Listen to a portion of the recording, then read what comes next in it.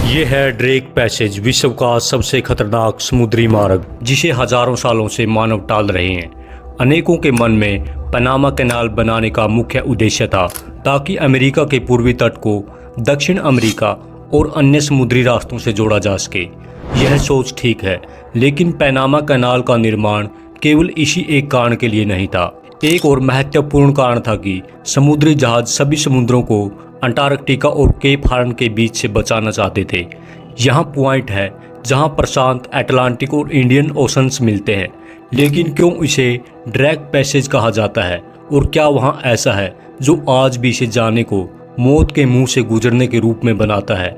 यह जानने के लिए हमें 15वीं सदी में जाना होगा, जब फ्रांसिस ड्रेक नाम का एक समुद्री डाकू पूरे अटलांटिक महासागर में खौफ का प्रतीक बन गया था। ये वो टाइम था जब ब्रिटिश और स्पेनिश एम्पायर्स दुनिया का कंट्रोल लेने की कोशिश में थे। फ्रांसिस कोई आम पायरेट नहीं था, बल्कि उसे ब्रिटिश एम्पायर की डायरेक्ट सपोर्ट हासिल थी। इसी सपोर्ट पर वो ब्रिटिश एम्पायर के लिए अफ्रीकन शहरों पर अटैक करता, उन्हें लूटता और उनके लोगों को गुलाम बनाकर ब्रिटेन ले जाता। ब्रिटिश एम्पायर फ्रांसिस से बहुत खुश थी, इसलिए उसने फैसला किया कि साउथ अमेरिका में स्पेनिश एम्पायर के कंट्रोल को तोड़ने के लिए फ्रांसिस को भेजा जाए। प्लान यह था कि फ्रांसिस साउथ अमेरिका की ईस्टर्न कोस्ट लाइन पर मौजूद शहरों और गांवों को कंकर करता हुआ स्ट्रेट ऑफ मैगलन में घुसेगा, फिर साउथ अमेरिका की वेस्टर्न कोस्ट लाइन पर मौजूद विलेजेस को अटैक करके ब्रिटिश कंट्रोल में शामिल करता जाएगा। इस दौरान वह जितने भी शहरों को लूटना चाहे लूट सकता है। ब्रिटिश एम्पायर का सिर्फ इंटरेस्ट यह था कि साउथ अमेरिका के सभी कोस्ट लाइन ब्रिटिश के कंट्रोल में आ जाए। ड्रेक दिसंबर 1577 में 200 लोगों के साथ 5 शिप्स पर इस सफ़र पर निकला। अप्रैल में वो अर्जेंटीना तक पहुंचा ही था कि उसके लोगों में फूट पड़ गई और ड्रेक ने यह फूट डालने वाले अपने तकरीबन 40 साथियों को अर्जेंटीना में फांसी दे दी और अपनी 2 शिप्स को वहीं छोड़ के बाकी 3 शिप्स पर अपना सफ़र फिर से कंटिन्यू किया। वो ये स्ट्रेट क्रॉस करके पैसिफिक ओशन में पहुंचा ही था कि ज़बरदस्त तूफान आ गया और ये तीनों शिप्स एक दूसरे से बिछड़ गई। एक शिप के लोगों ने समझा कि शायद ड्रेक मर गया और वो वापस इंग्लैंड चले गए। दूसरी शिप तूफान में बिछड़कर ड्रेक पैसेज में आई और यहाँ पर गायब हो गई। ड्रेक इसी शिप का पीछा करते हुए ड्रेक पैसेज के किनारे तक आया, मगर यहाँ पर समुद्र के तेवर देखकर वह समझ गया कि आगे जाने का मतलब सिर्फ मौत है। इस ज़माने में कोई नहीं जानता था कि इस पॉइंट से आगे क्या है, क्योंकि उस वक्त आज की तरह वर्ल्ड मैप नहीं बनाया गया था। ड्रेक ने अपनी शिप वापस मोड़ी और दोबारा साउथ अमेरिका की वेस्टर्न कोस्ट की तरफ बढ़ गया और फिर से वेस्टर्न कोस्ट लाइन पर लूट मार करके सैन फ्रांसिस्को जाकर रुका। दोबारा ब्रिटेन वापस नहीं जा सका, क्योंकि वो डर गया था कि अगर वो वापस जाते हुए फिर से गलती से इस एरिया में फंस गया तो शायद जिंदा न बच सके। इसलिए इस एरिया का नाम ड्रेक पैसेज रखा गया, क्योंकि समुद्र के इस हिस्से में उससे पहले कोई और शिप लेकर नहीं आया था, या आया भी हो तो शायद वो जिंदा नहीं बचा था कि वापस जाकर किसी को कुछ बता सके। ड्रेक ने अपने करीबी साथियों को बताया था कि उसे लगता है कि समुद्र के उस पार शायद कोई दूसरी दुनिया है, या कोई ऐसा जजीरा है जहाँ पर इससे पहले कोई नहीं जा सका। ड्रेक असल में जिसे आइलैंड समझ रहा था वो अंटार्कटिका था। हजारों साल से इंसानों का मानना था कि यहाँ पर कोई कॉन्टिनेंट जरूर है। एशियंट ग्रीक इसे टेरा ऑस्ट्रेलिस इनकानिता मतलब द अननोन सदर्न लैंड कहते थे, लेकिन किसी ने भी अपनी आँख से इसे नहीं देखा था। 177वीं सेंचुरी में ब्रिटिश एक्सप्लोरर कैप्टन कुक इसी सदर्न कॉन्टिनेंट की खोज में निकला। वो यह सारा अटलांटिक ओशन क्रॉस करके साउथ ओशन में घुस गया, मगर उसे अंटार्कटिका नजर नहीं आया और वापस आते हुए उसकी शिप इसी ड्रेक पैसेज में फंस गई और वो बहुत ही मुश्किल से वहां से जान बचाकर निकला। कैप्टन कुक दोबारा कभी इस समुद्र में नहीं गया।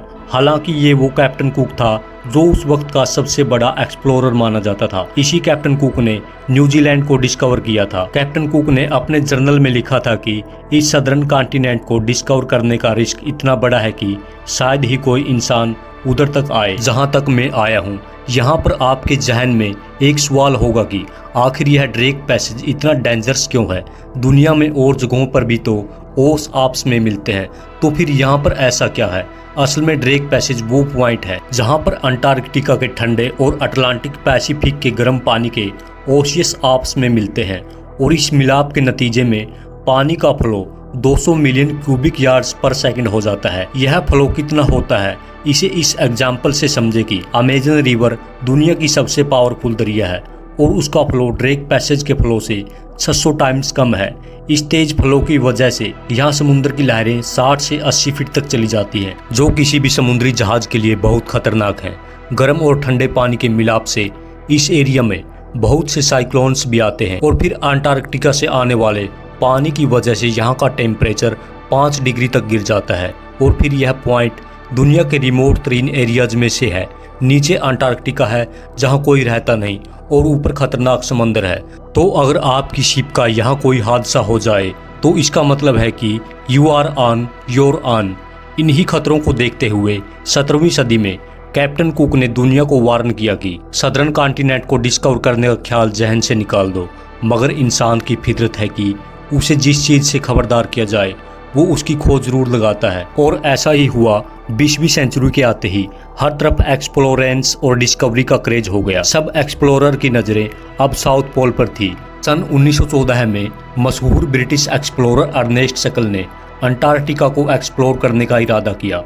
अटलांटिक ओशन को क्रॉस करते हुए जब वह इसी ड्रेक पैसेज के पास पहुंचा तो समुद्र की लहरों ने उसके शिप को इधर बर्फ के ग्लेशियर में धकेल दिया और उसकी शिप पूरी तरह से तबाह हो गई।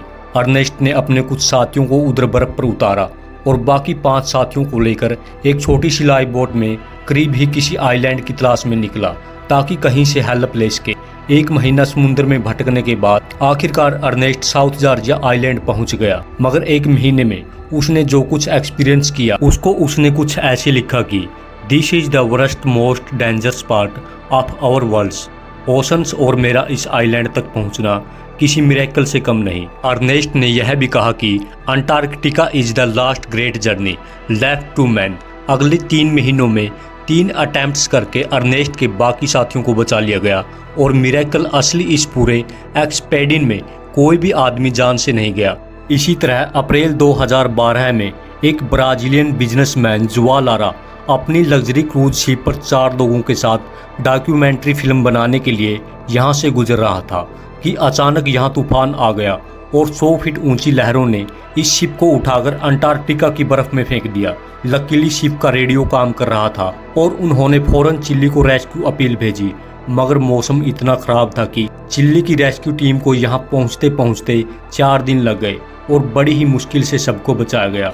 पिछले 10 सालों में यहाँ से बहुत सारे ऐसे वाक़यात हो चुके हैं जो कि अब मॉडर्न समुद्री जहाज़ों के आने से पुराने वक्त जैसे एक्सीडेंट्स कम हो गए हैं, मगर अभी भी बहुत सारे जहाज यहाँ से गुजरने से कतराते हैं और वो ड्रेक पैसेज के बजाय स्ट्रेट ऑफ मैगलन के तंग रास्ते से गुजरना ज़्यादा प्रेफर करते हैं। हालांकि स्ट्रेट ऑफ मैगलन में भी मौसम बहुत अनपरिफाग आ जाती है, कभी तेज हवाएं चलने लगती है और कभी मौसम बहुत ठंडा हो जाता है, मगर स्टील ड्रेक पैसेज के मुकाबले में यह रूट फिर भी सेफ है। पनामा कनाल के आने से सारी कमर्शियल शिप्स इस रूट से वेस्टर्न साउथ अमेरिका और नॉर्थ अमेरिका जाती थी। फिर पनामा कनाल के आने से यह रूट तकरीबन वीरान हो गया, लेकिन एक बार फिर इस रूट पर समुद्री जहाज़ों की भीड़ लगने लगी है क्योंकि पनामा कनाल खतरे में है। यह ड्रेक पैसेज हमारी दुनिया के नो गो एरियाज में से एक है, लेकिन यह गैप हमारी दुनिया के लिए बहुत ज़रूरी भी है क्योंकि अंटार्कटिका की बर्फ़ जब पिघलती है तो सारा पानी यहीं से दुनिया के बाकी समुद्रों में जाता है। यह ड्रेक पैसेज एक एग्जाम्पल भी है कि हमारी टेक्नोलॉजी जितनी भी महान हो जाए, नेचर के सामने हम आज भी उतने ही बेबस हैं जितने हजारों साल पहले थे। दोस्तों, अगर यह वीडियो आपको अच्छी लगी है तो इस चैनल को सब्सक्राइब जरूर कर लें। आपके लिए तो शायद यह छोटी सी चीज़ है, मगर हमें इससे बहुत मोटिवेशन मिलती है। मिलते हैं नेक्स्ट वीडियो में एक और इंटरेस्टिंग टॉपिक के साथ। तब तक के लिए अपना ख्याल रखें, अपनों का ख्याल रखें। धन्यवाद।